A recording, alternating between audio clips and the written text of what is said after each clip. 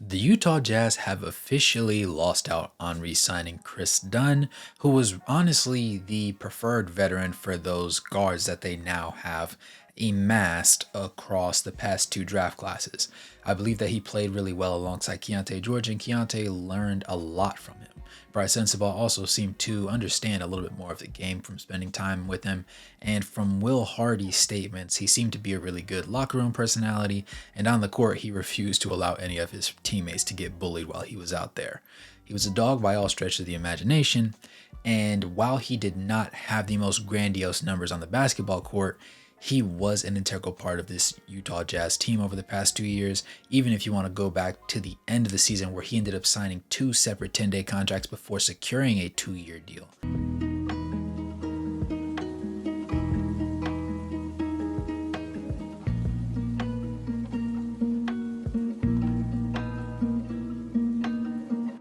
That had to be guaranteed at the beginning of each season. Kris Dunn was just a guy that you would love to have on your roster. And honestly, I felt like he was going to stay with the Utah Jazz for a little bit longer. I thought he had earned a significant bump in pay, nothing too crazy, but even if it was a deal that was 2 years, 10 million, that's an upgrade considering the fact that he was making just a little over $1 million for each year on his most recent contract.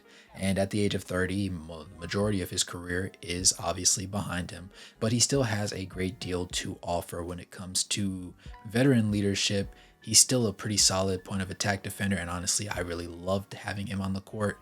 And on top of that, just being able to be a genuine calm in the storm for a lot of teams.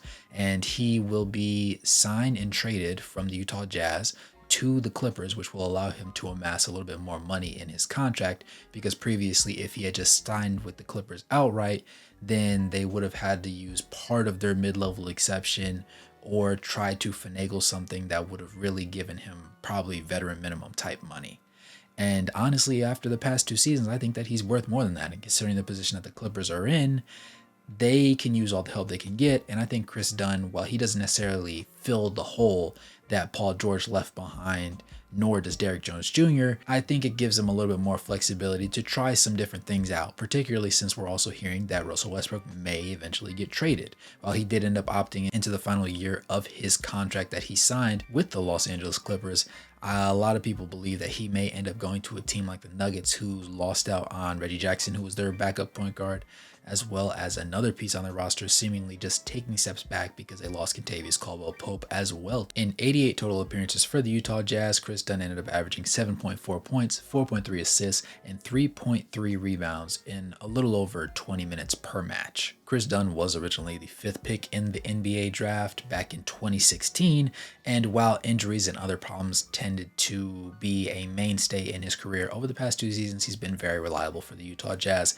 and he kind of cemented his value in the league as it stands. And I believe that he did a pretty solid job. He was known as being a poor shooter, but that was anything but the case for the Utah Jazz in particular, because he was able to can 39% of his 3-point attempts in total. And while he didn't take a significant number of shots for himself this year in particular, his role was to initiate the offense and show Keyonte George what it would be to just fill in that gap and be the floor general, while also being literally the greatest point of attack defender we had on the roster, which was sorely lacking on the defensive side of the ball, which is why ultimately, even after the trade deadline, when a lot of the important pieces that got shipped out were gone, the Jazz ended up slipping all the way down to 30th in the league for defensive efficiency. Kris Dunn is 30, as I stated before, and he stands at 6'3", so he's medium point guard height. He averaged 5.4 points, 3.8 assists, and 2.9 rebounds to go along with a full steal on 47% shooting from the field, 37% shooting from 3, and 69% shooting from the free throw line in only 18.9 minutes off of the bench. Though he will be missed by the Utah Jazz, I believe that the Clippers will use him properly because they're trying to get a little bit younger and a little bit stronger on the defense side of the ball, both of which things obviously Derrick Jones Jr., but more specifically Kris Dunn provides. Though he is 30, that's not in any stretch of the imagination old per se. If you are to look forward towards your Stephen Currys of the world, who have had a lot of mileage, a lot of wear and tear, he's 37. So it's safe to say that Kris Dunn, with his particular playstyle, might last 5+ more years in the league. And depending on how this contract exactly shakes out, because the details haven't been released in totality yet, though we do know it's supposed to be a multi-year deal, I would expect it to be 2 or 3 years, judging by how the Clippers have been constructing things since this offseason got underway. I believe that it's just going to be mutually beneficial for both parties. It's unfortunate the Utah Jazz did end up losing out on him, but I'm under the impression that there's a specific reason why they allowed him to leave.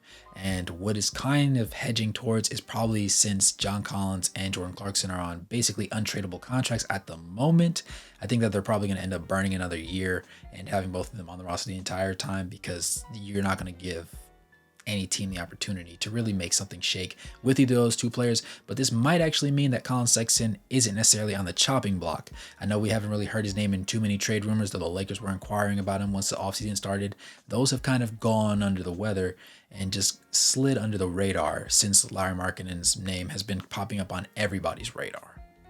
That said, I will be having a video shortly coming out regarding the possibility of Lauri Markkanen going to the Golden State Warriors of all teams, from a reason that was brought to my attention by one of our fellow subscribers on the channel that really just is simple, but it comes down to the most important thing, which is urgency. Either way you cut it, Kris Dunn has been an important piece for the Utah Jazz culture over the past 2 years, and he has shaped the minds early on of the key rookies that are currently on the roster going into their second year. And with any luck, they will continue to progress in that way, particularly if you are a fan of Keyonte George, because we did see flashes of him getting better defensively. We saw flashes of his playmaking. We saw flashes of him being a little bit less turnover prone.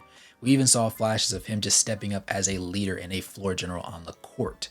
And I believe that was greatly in due part to Kris Dunn, because even going back to the preseason, he played the best when he was paired on the court with the man on the floor alongside him. So missing the running mate will be a little bit rough, because it seemed like they had a really strong bond, especially when it came to post-game interviews and stuff like that. But I think that Kris Dunn's impact will not be lost on this Utah Jazz roster, and the Clippers did well to go ahead and try and nab him. And unfortunately, Danny Ainge, Justin Zanuck, and that front office felt like it was the correct decision to make. So for now, Utah Jazz faithful, hang tight, because the ship's about to get a little bit rocky. But at least we have the Summer League to look forward to, because that's basically the entire roster as it stands. With that being said, thanks for tuning in this video. It's your boy Ray Hoops. Go ahead and smash that like button, subscribe, turn on post notifications, and become a member of the channel to help support the content. With that being said, as always, good morning, good evening, and good night, no matter where you're on the globe watching. Thanks for tuning in, and I'll catch you guys in the next one. Peace.